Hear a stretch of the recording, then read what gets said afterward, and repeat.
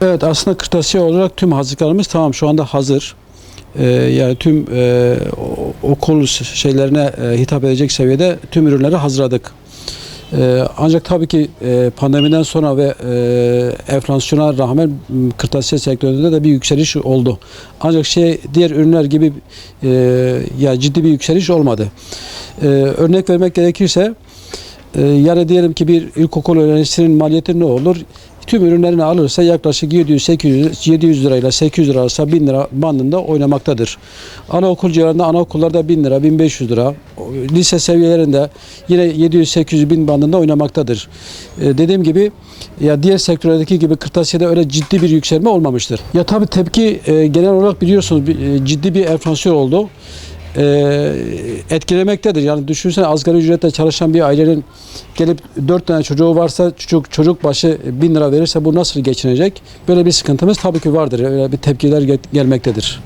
Marketler kendi işi değildir. Kırtasiye kendi işi değildir. Onlar 20 günde sadece gelin 12 ayında sadece 20 günde kırtasiye satıyorlar, geri çekiliyorlar.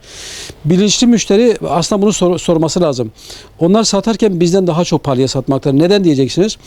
Onlar zaten 20 günde gelip satıp aradan çekiliyorlar. Özellikle markalı olan kaliteli ürünleri en az bizden %30 ve %40 bandından daha yüksek satmaktadır. Özellikle müşteriye soruyoruz. Ya diyoruz ki fiyat sorun. Yani zincir marketlere gittiğiniz zaman fiyat sorun. Öğrenin. Kırtasiyenin daha ucuz olduğunu göreceklerdir. Ayrıca zincir marketlerin işi değildir. Kırtasiye satmak değildir. Zaten adı üstünde markettir yani.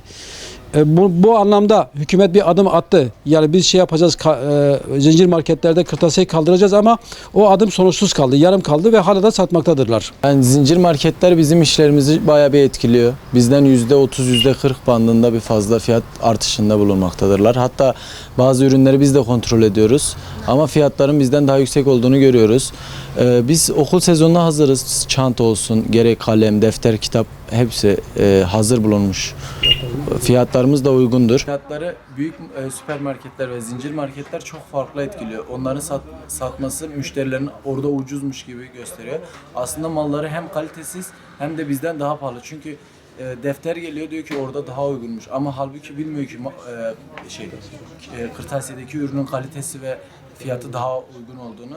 Yani insanları bilinçlendirmeye yönelik propagandalar yapılmalı. Ayrıca devlet buna bir el atmalı. Sadece kırtasiyede değil, teknolojik alet de satıyorlar.